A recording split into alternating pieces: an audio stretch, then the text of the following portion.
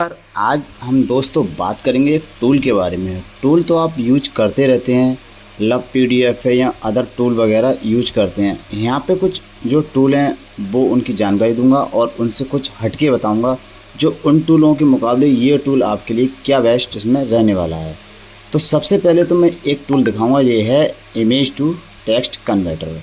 इस टूल का इतना प्रोफेशनल काम है, मिनटों का काम 1 सेकंड में कर देगा जो आप बहुत टाइम लगाओगे।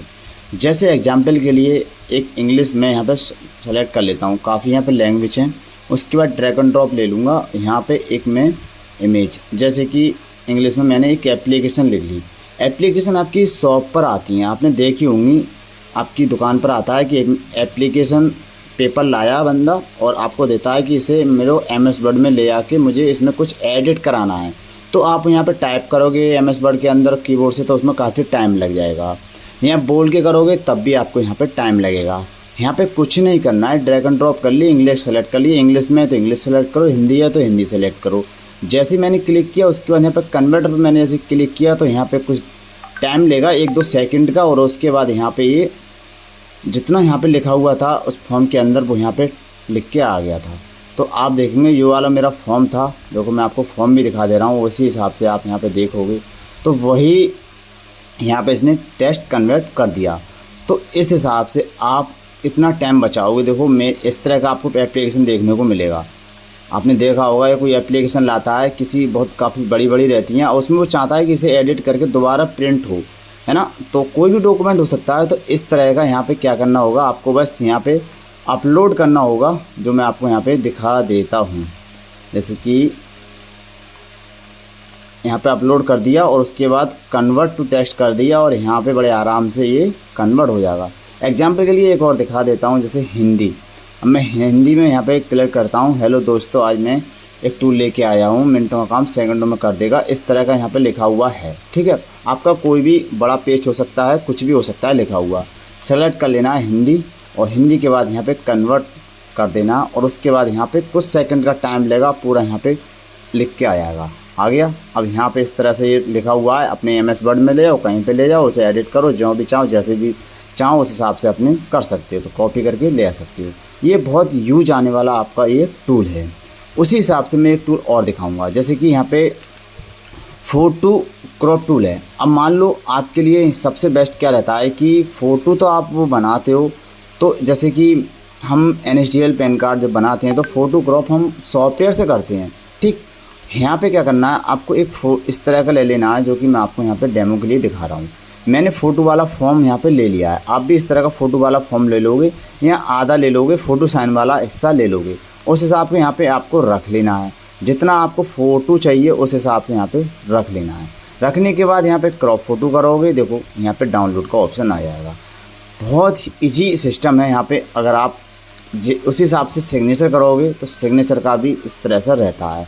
ये टूल आपको नहीं यहाँ पे कोई ऐड वगैरह है, नहीं यहाँ पे कोई प्रीमियम सब्सक्रिप्शन देना है, फ्री आप यहाँ पे यूज करोगे। ठीक है, तो इस तरह से यहाँ पे ये सिग्नेचर क्रॉप किए मैंने, यहाँ पे आ गए। तो इस तरह से इसे डाउनलोड भी कर सकते हो, जो मैं आपको डाउनलोड भी करके दिखा देता हूँ। और एक चीज़ और, जैसे मान लो ये मेरा फ़ोटो है, पूरा फ़ोटो मैं ले लेता हूँ। अब मुझे अपने अकॉर्डिंग इसका साइज़ रखना है, कितना रख सकते हैं। किसी टूल पर अगर जाओगे तो उस टूल पे वो साइज़ तो कम कर देता है, पर वो ऊपर नीचे करता है, फिक्स वाला नहीं करता है। तो आप अपने अकॉर्डिंग फिक्स वाला कैसे करोगे, तो यहाँ पे फ़ोटो रिसार्जर रेडुसलर पे क्लिक करके और उसके बाद यहाँ पे मैंने ये वाला पूरा फ़ोटो ले लिया एक एग्जाम्पल के लिए। अब यहाँ पे करना क्या है, इस चेक बॉक्स के इसे घुमाओगे तो यहाँ पे देखो ये 68 MB दिखा रहा है, तो उस हिसाब से अपनी कम ज़्यादा कर सकते हो, कम ज़्यादा जितना आपको यहाँ पे रखना है। तो देखो 13 MB हो गया और उस हिसाब से घुमाते जाओगे तो 12, 10 और 8 इतना आपको यहाँ पर रखना है, उस हिसाब से यहाँ पे छोड़ के और यहाँ पे डाउनलोड कर सकते हो। तो इस तरह का आपको नहीं मिलेगा, वहाँ पे डायरेक्ट अपलोड होकर डायरेक्ट डाउनलोड हो जाएगा। साइज़ तो कम कर देगा पर वो आपके अकॉर्डिंग नहीं करेगा, बाद में आपको फिर ले जाके करना होता है। तो यहाँ पे एक बार में ही यहाँ पे ख़त्म हो जाएगा। दूसरी बात, यहाँ पे हम चलते हैं एक टूल नेक्स्ट पर, कंपैरिजन PDF। अब यहाँ पे क्या करते हैं, अब हम एक PDF ले लेंगे, जैसे कि ये है इसका 253 KB साइज़ है। अब हमें अपने अकॉर्डिंग इसमें साइज़ फिट करना है। अगर अदर टूल पे जाओगे तो कम नहीं करेगा, वो कम तो कर देगा, अपने हिसाब से नहीं करेगा जितना आपको चाहिए।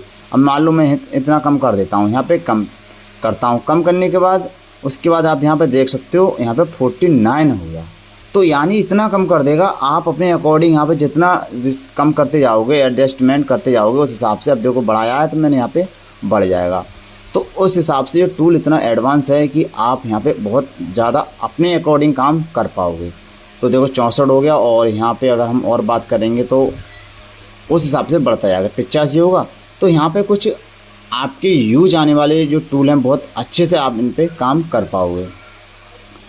दूसरा, जैसे कि PDF कम तो मैंने आपको दिखा दिया। उसके बाद यहाँ पे एक किधर गया, इमेज टू PDF, इस वाले टूल की। यहाँ पे क्या करना है, यहाँ पे जितने भी आप किसी के भाई के पास प्रिंटर नहीं है तो मोबाइल से फ़ोटो खींच लेते हैं। तो जैसे कि मैं आपको एक एग्जांपल के दिखा देता हूँ। पैन कार्ड बनाते टाइम पैन कार्ड का फॉर्म एक ये हो गया, एक ये हो गया, एक ये हो गया आधार कार्ड, है ना। इस तरह से आप 3 बना लेते हो, मोबाइल से खींच लेते हो। तो यहाँ पे मैं आपको स्टेप बाय स्टेप, जैसे कि यहाँ पे 1 2 3 ऐड करके दिखाऊंगा, ठीक है। जैसे मैंने एक, अगर आपको और बढ़ाना है तो और यहाँ पे बढ़ा सकते हो। उसके बाद यहाँ पे जनरेट टू PDF यहाँ पे क्लिक कर सकते हो। इस तरह से PDF आप बना लोगे अगर आपके पास प्रिंटर नहीं है तो। जैसे मैंने क्लिक किया, जनरेट सक्सेसफुल, देखो यहाँ पे बन के आ चुकी है। मैं इसे ओपन भी करके दिखाऊंगा। जिस तरह से PDF यहाँ पे हमारी बन के रेडी हो चुकी है। उसके बाद यहाँ पे एक स्टार्ट टू कैमरा, जैसे स्टार्ट टू कैमरे से डायरेक्ट ही बनानी है तो इस पर क्लिक करेंगे। आप मोबाइल में बना रहे हो तो मोबाइल का आपको कैमरा खुल जाएगा। और एग्जाम्पल के लिए मैं आपको थोड़ा दिखा ही देता हूँ। जैसे कि यहाँ पर स्टार्ट मोबाइल में दिखाता हूँ। यहाँ पे मैंने इसकी लोकेशन परमिशन बंद कर रखी है, इसलिए ओपन नहीं हो रहा है। मोबाइल में से ओपन करके दिखा देता हूँ। जो कि परमिशन खोलूँगा तो यहाँ पर थोड़ा टाइम भी लग जाएगा। शायद मैं यहाँ पे खुला, क्योंकि वीडियो लंबी हो जाएगी। मैंने चाहता वीडियो लंबी हो, मैं आपको मोबाइल में ही यहाँ पे दिखा देता हूँ, अच्छे से देख पाओगे मोबाइल के अंदर। तो दोस्तों मेरा मतलब ये है कि हमने यहाँ पे कुछ टूल यहाँ पे दे रखे हैं, तो उस हिसाब से यहाँ पे कुछ एडवांस टूल हैं, तो आप इन्हें यूज कर सकते हो बहुत अच्छे, और अपना टाइम बचत यहाँ पे कर सकते हो। उसी हिसाब से यहाँ पे एज कैलकुलेटर है। एज कैलकुलेटर अपनी डेट ऑफ बर्थ डाल दो यहाँ पे, जितनी भी आपकी डेट ऑफ बर्थ है, जितना आप रखना चाहते हो, जितनी भी डेट ऑफ बर्थ है। उसके बाद कैलकुलेटर पर करोगे एग्जाम्पल के लिए यहाँ पर पूरा 10 या 6 महीने, ये वहाँ पे काम देना है। किसी माइनर का पैन कार्ड अप्लाई करते हैं तो यहाँ पे आपको डेट ऑफ बर्थ एक्चुअली में पता नहीं लगती कितनी है, मंथ ईयर गिनते तो हैं, कभी कभी पूरा लगता है पर होता नहीं है। तो इस हिसाब से यहाँ पे आप पूरा फिक्स जितनी आधार कार्ड पे लिखी हुई है उस हिसाब से यहाँ पे डाल दो। उसके बाद ये कैलकुलेट करके आपको दे देगा कि कितनी यहाँ पे है। तो इस हिसाब से ये आपके काम आने वाला है। और भी हैं, अगर टूल डायरेक्ट जाओगे तो उनका सिस्टम थोड़ा अलग रहता है। यहाँ पे थोड़ा प्रोफेशनल आपको देखने को मिल जाएगा आपके अकॉर्डिंग। बाकी देख सकते हैं कोई ऐड वगैरह नहीं है, कोई सारे टूल जितने भी वो हैं फ्री।